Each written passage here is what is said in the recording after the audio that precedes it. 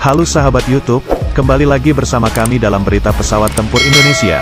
Kali ini kami membahas kelanjutan pembelian jet Su-35 sejak beberapa tahun menunggu. Yang kabarnya kali ini Rusia siap pasok dan kirimkan 11 Su-35 ke Indonesia.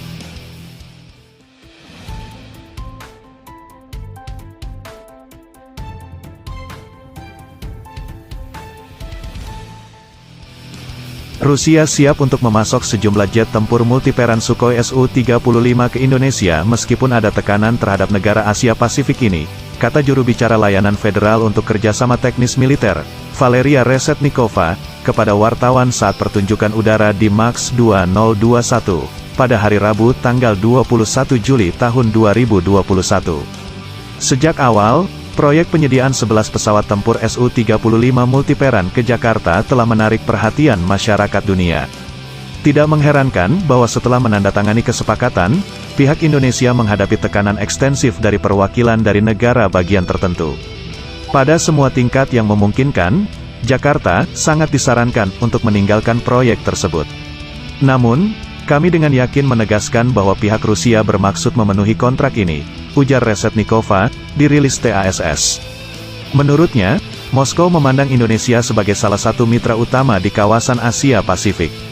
Kabar penandatanganan kontrak dengan Jakarta untuk 11 pesawat tempur Su-35 tersiar pada awal 2018, namun implementasinya belum dimulai.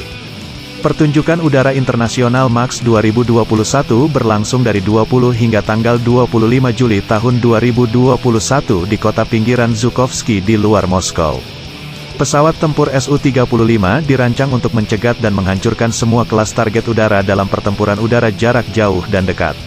Pesawat ini memiliki superioritas udara serta mengenai target darat dan permukaan laut termasuk pasukan dan infrastruktur darat yang dilindungi oleh senjata anti pesawat dan menyerang target yang terletak di jarak yang cukup jauh dari pangkalan udara Su-35 itu.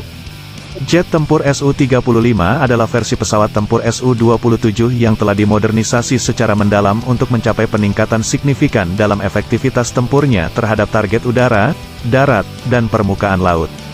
Desain Su-35 menggabungkan konsep rekayasa paling sukses yang sebelumnya diuji dengan baik pada keluarga pesawat Su-27 atau Su-30.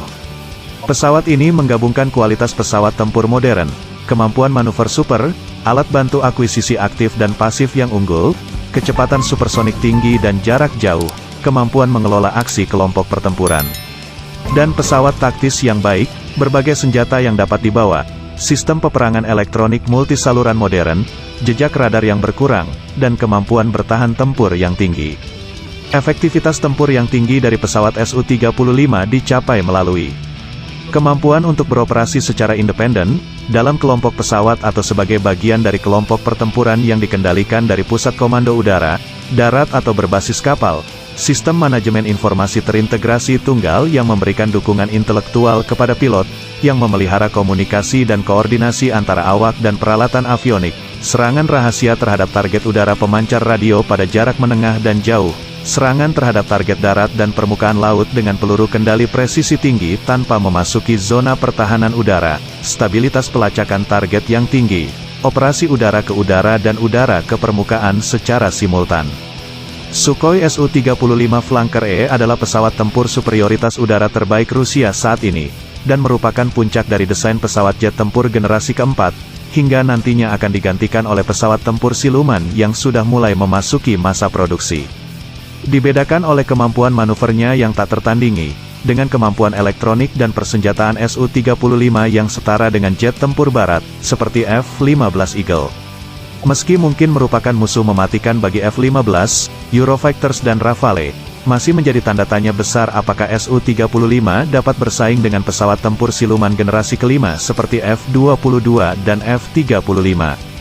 Tidak mengherankan, setelah menandatangani kesepakatan, pihak Indonesia menghadapi tekanan ekstensif dari perwakilan negara tertentu, ungkap dia kepada wartawan. Pada semua tingkat yang memungkinkan, Jakarta sangat disarankan untuk meninggalkan proyek tersebut. Namun, kami dengan yakin menegaskan, pihak Rusia bermaksud memenuhi kontrak ini, imbuhnya. Menurut Reshetnikova, Rusia memandang Indonesia sebagai salah satu mitra utama di kawasan Asia Pasifik. Su-35 memiliki 12 hingga 14 cantelan senjata, yang menjadikannya pemuatan yang luar biasa dibandingkan dengan 8 cantelan pada F-15C dan F-22, atau 4 rudal yang disimpan secara internal di F-35. Pada jarak jauh, Su-35 dapat menggunakan rudal berpandu radar K-77M, dikenal oleh NATO sebagai A-12 ADER, yang diklaim memiliki jangkauan lebih dari 120 mil. Untuk pertempuran jarak pendek, rudal berpemandu inframerah R-74 atau sebutan NATO, ARCHER-11, mampu menargetkan off-bore sight, sederhana dengan melihat melalui penglihatan optik yang dipasang di helm.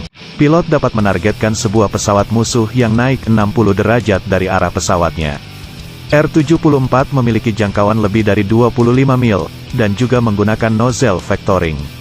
Rudal jarak jauh R-27 dan R-37, alias Arrow A-13, untuk digunakan melawan pesawat AWAC, EW, dan pesawat tanker, melengkapi pemilihan rudal udara ke udara Su-35.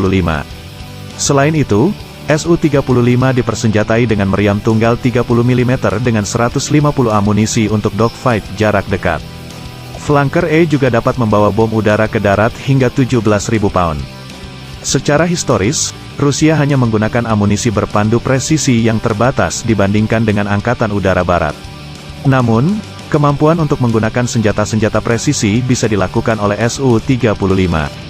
Pada tahun lalu, Amerika Serikat dikabarkan menekan Indonesia agar membatalkan kesepakatan untuk membeli jet tempur buatan Rusia dan kapal laut dari China. Hal ini adalah bagian dari upaya global Amerika untuk mencegah para kompetitor mengikis superioritas militer Amerika. Seperti diberitakan Bloomberg, seorang pejabat yang tak disebutkan namanya mengklaim bahwa Indonesia memutuskan untuk tidak melanjutkan rencana pengadaan 11 jet tempur Sukhoi Su-35 seharga 1,1 miliar dolar AS. Pejabat tersebut juga bilang bahwa Amerika menekan Indonesia agar menjauh dari perundingan dengan China untuk membeli beberapa kapal patroli angkatan laut senilai 200 juta dolar Amerika.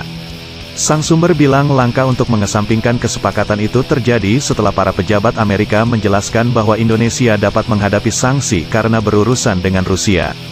Pemerintahan Presiden Joko Widodo juga khawatir Amerika akan mengambil tindakan hukuman terhadap hubungan perdagangan jika melanjutkan perjanjian China. Langkah-langkah tersebut menggambarkan bagaimana Amerika mengalami beberapa keberhasilan, yang kadang-kadang dengan menggunakan isu keuangan dan ekonomi untuk menghalangi negara-negara dari berurusan dengan Rusia dan China, yang telah diidentifikasi oleh pemerintahan Trump sebagai ancaman terbesar bagi keamanan nasional Amerika. Sekian info yang dapat kami tayangkan, jika ada kritik dan saran bisa ditulis di kolom komentar. Jangan lupa tekan tombol subscribe, jempol dan lonceng. Terima kasih telah menonton.